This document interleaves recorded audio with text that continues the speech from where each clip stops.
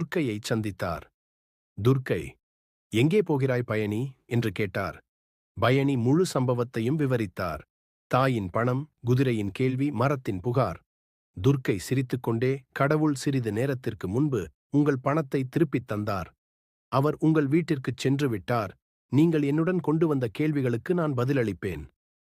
குதிரையிடம், ஒரு மனிதன் உன்னை சவாரி செய்யும் வரை நீ பலவீனமாகவும் பயமாகவும் இருப்பாய் என்று சொல்லுங்கள். மரத்திடம், உன் அடியில் ஒரு புதையல் புதைந்து கிடக்கிறது. அந்த புதையல் தோண்டி எடுக்கப்படும் வரை நீ பச்சையாக இருக்க மாட்டாய் என்று சொல்லுங்கள். இதைக் கேட்ட அந்த மனிதன் தேர்விஷுக்கு நன்றி கூறிவிட்டு திரும்பி நடந்தான். முதலில் அவன் குதிரையிடம் சென்று தன் பதிலைச் சொன்னான். குதிரை, நீயும் ஒரு மனிதன்தான். நான் குணமடைய நீ என்னை ஒரு சவாரிக்கு வைத்திருக்க வேண்டும் என்றது. அவன் குதிரையில் ஏறி மரத்தை நோக்கிச் சென்றான்.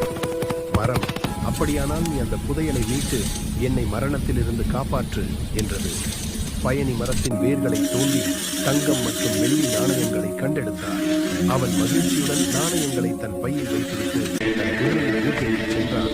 வீட்டை அடைந்ததும் அவன் தாய், சொல்லு மகனே, நீ கடவுளை கண்டுபிடித்தாயா என்று கேட்டாள்.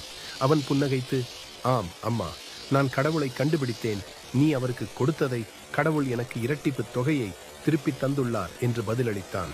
நண்பர்களே, அதனால்தான் உங்கள் செல்வத்தை கொடுங்கள் என்று கூறப்படுகிறது. ஓ செல்வமே, அல்லாஹ்வின் பாதையில், ஏனென்றால் அல்லாஹ்வின் பெயரால் கொடுக்கப்பட்டது ஒருபோதும் இழக்கப்படுவதில்லை, ஆனால் 70 மடங்கு திரும்பக் கிடைக்கும்.